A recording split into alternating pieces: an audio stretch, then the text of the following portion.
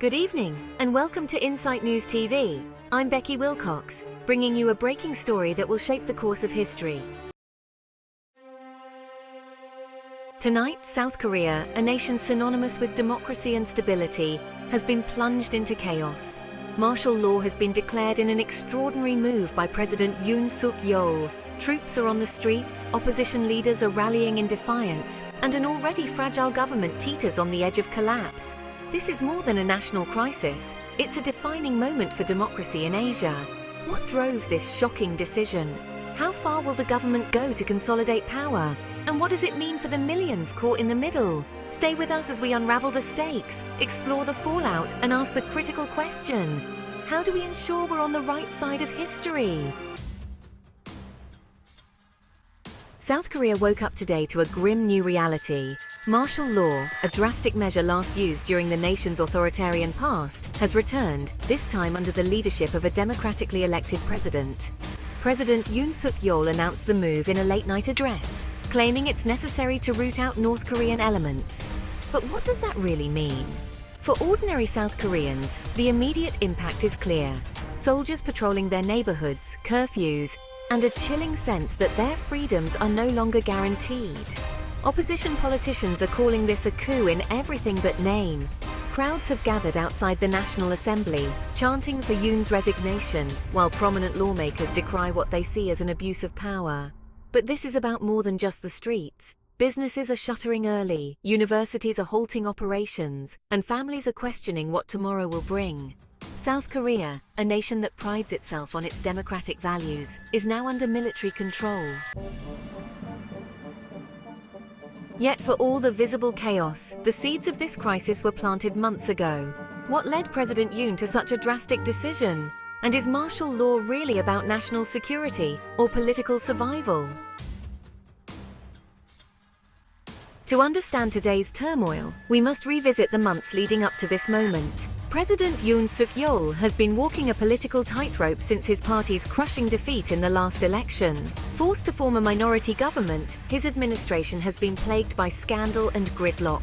One of the most damning controversies involves Yoon's wife, accused of manipulating stock prices, an allegation that continues to dominate headlines. Adding fuel to the fire are accusations that she accepted a luxury handbag from a pastor, raising questions of corruption at the highest levels. These scandals have eroded public trust, leaving Yoon's administration vulnerable and embattled. But the tipping point may have been the political deadlock over next year's budget bill. Opposition lawmakers have accused Yoon of being unwilling to compromise, while Yoon has blamed the gridlock on what he calls obstructionist tactics. The stalemate effectively paralyzed the government, leaving Yoon with fewer and fewer options to assert control.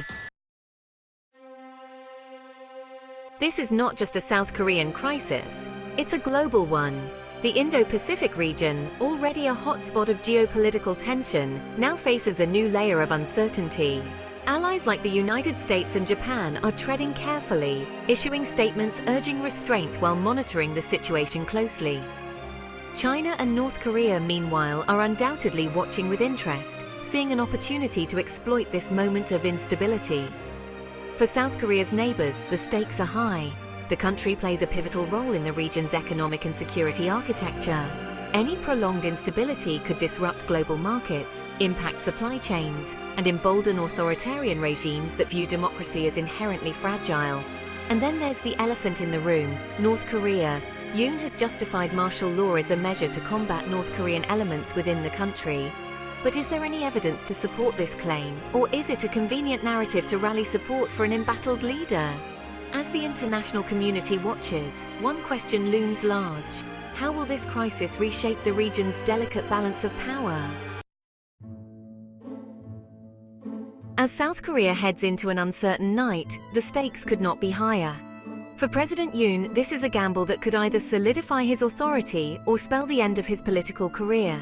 For opposition leaders, it's a test of their ability to mobilize public support and challenge what they see as an overreach of power. And for ordinary South Koreans, this is a moment of reckoning. How will they respond to the erosion of their democratic freedoms? Will they rally in the streets as they did during past crises, or will fear of military reprisal keep them silent? But there's also the long game to consider. How will this crisis affect South Korea's global standing? Will its allies stand by its leadership, or pressure Yoon to reverse course? And what precedent does this set for other democracies facing internal strife? Most importantly, how do we ensure that this moment strengthens, not weakens, the democratic ideals South Korea has worked so hard to uphold? This is not just South Korea's story, it's a story for all of us. Democracy, when tested, demands vigilance. So I leave you with this. How do we, as global citizens, ensure we're on the right side of history? Join the conversation in the comments below. Your voice matters. Don't forget to like, share, and subscribe to Insight News TV for more in-depth analysis on stories that shape our world. I'm Becky Wilcox. Stay safe, stay informed, and we'll see you next time.